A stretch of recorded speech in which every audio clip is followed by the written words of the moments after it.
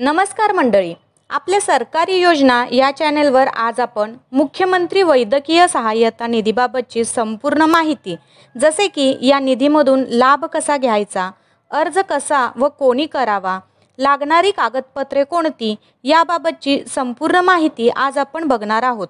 तर व्हिडिओ जराही स्किप न करता अगदी शेवटपर्यंत बघा व चॅनेलला सबस्क्राइब करायला विसरू नका।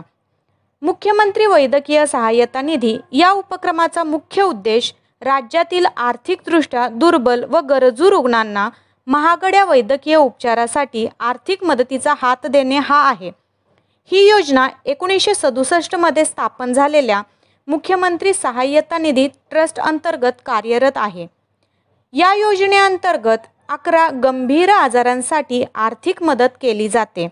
यामध्ये हृदयरोग, मेंदुरोग, नवजात बालकांचे आजार, मूत्रपिंड प्रत्यारोपण, यकृत प्रत्यारोपण, कर्करोग, अपघात, डायलिसिस, हृदय प्रत्यारोपण, CVA म्हणजेच सेरेब्रोव्हॅस्क्युलर अपघात व बोन मॅरो प्रत्यारोपण यांचा समावेश आहे।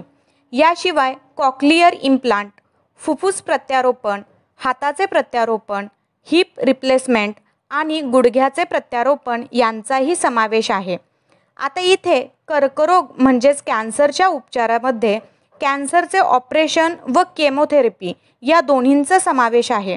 आता बघूयात यासाठीचे पात्रता निकष काय आहेत। अर्जदार हा महाराष्ट्राचा रहिवासी असावा। त्यांच्याकडे अधिवास प्रमाणपत्र असणे गरजेचे आहे। तुमचे वार्षिक उत्पन्न 1.60 लाख रुपयांपेक्षा कमी असावे। तसा तहसीलदाराचा उत्पन्नाचा दाखला गरजेचा आहे।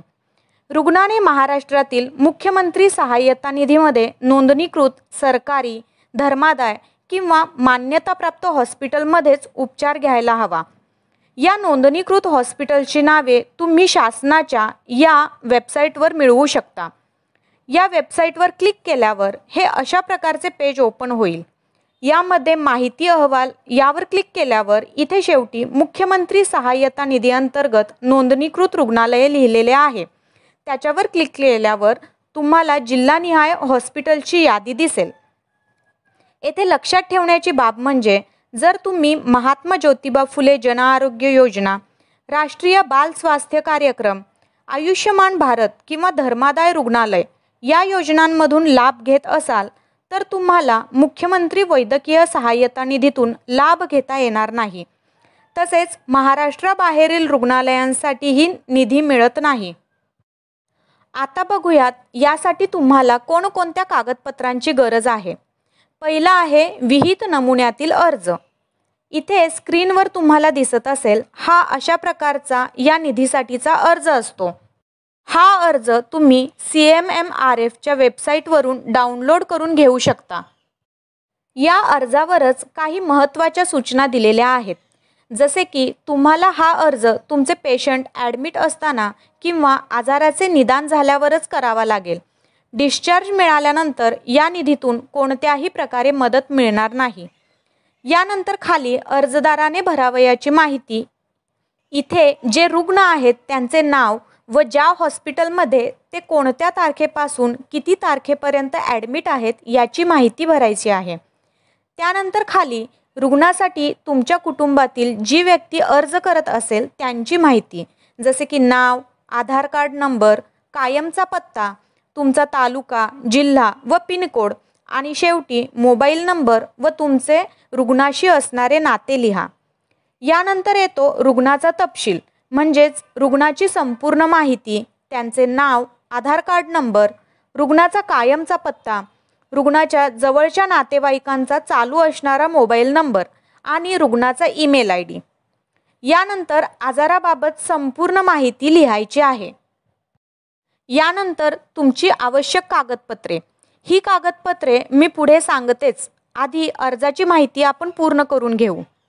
यानंतर तुम्ही आर्थिक मदतीसाठी कोणा लोकप्रतिनिधींकडे शिफारस केलेले पत्र असेल तर ते त्या लोकप्रतिनिधींचे नाव व त्यांचे पद असे लिहावे। यानंतर खाली रुग्णाचा फोटो, अर्जदाराचा फोटो आणि इथे अर्जदाराची सही किंवा सही येत नसल्यास अंगठा उठवावा। हा झाला आपला अर्जाचा नमुना। आता बघूयात यासोबत जोडावी लागणारी आवश्यक कागदपत्रे. पहिलं आहे तहसीलदार कार्यालयाचा 1.60 लाखांपेक्षा कमी उत्पन्न असणारा दाखला. रुग्णाचा जो हॉस्पिटलचा खर्च आहे त्याचे प्रमाणपत्र. रुग्णाचे आधार कार्ड, जर रुग्ण लहान मुलं असेल तर मुलाच्या आईचे आधार कार्ड. महाराष्ट्र राज्याचे रेशन कार्ड. रुग्णाच्या आजाराशी संबंधित सर्व मेडिकलचे रिपोर्ट. यामध्ये आजाराचे निदान व उपचारासाठी लागणारे खर्चाचे कोटेशनसुद्धा जोडावे. आणि रुग्ण जर खाजगी हॉस्पिटलमध्ये ॲडमिट असेल तर सिव्हिल सर्जन यांचे प्रमाणपत्र जोडावे. ॲक्सिडंट किंवा अपघात असल्यास FIR किंवा MLC रिपोर्ट. ऑर्गन ट्रान्सप्लांट म्हणजेच अवयव प्रत्यारोपण असल्यास ZTCC म्हणजेच झोनल ट्रान्सप्लांट कोऑर्डिनेशन सेंटरचे प्रमाणपत्र किंवा रुग्णालयाचे मान्यता प्रमाणपत्र लागेल. यासोबतच ही सर्व कागदपत्रे स्वसाक्षांकित म्हणजेच सर्व कागदपत्रांवर सही केलेली असावी. अर्जासोबत सर्व कागदपत्रे जोडून हा अर्ज तुमच्या जिल्ह्यातील जिल्हाधिकारी कार्यालयात असलेल्या मुख्यमंत्री सहाय्यता कक्षात किंवा मंत्रालयातील मुख्यमंत्री सहाय्यता कक्षात जमा करावा. जर तुम्ही ईमेलद्वारे अर्ज करणार असाल तर अर्जासह सर्व कागदपत्रे PDF स्वरूपात या वेबसाईटवर पाठवून त्याच्या मूळ प्रती मुख्यमंत्री सहाय्यता निधी कक्षाकडे टपालद्वारे तात्काळ पाठवाव्यात. तुम्हाला निधी मंजूर झाल्यास तो थेट हॉस्पिटलच्या बँक खात्यात जमा करण्यात येतो आणि हॉस्पिटलला अशा प्रकारचे मंजुरीपत्र पाठवण्यात येते.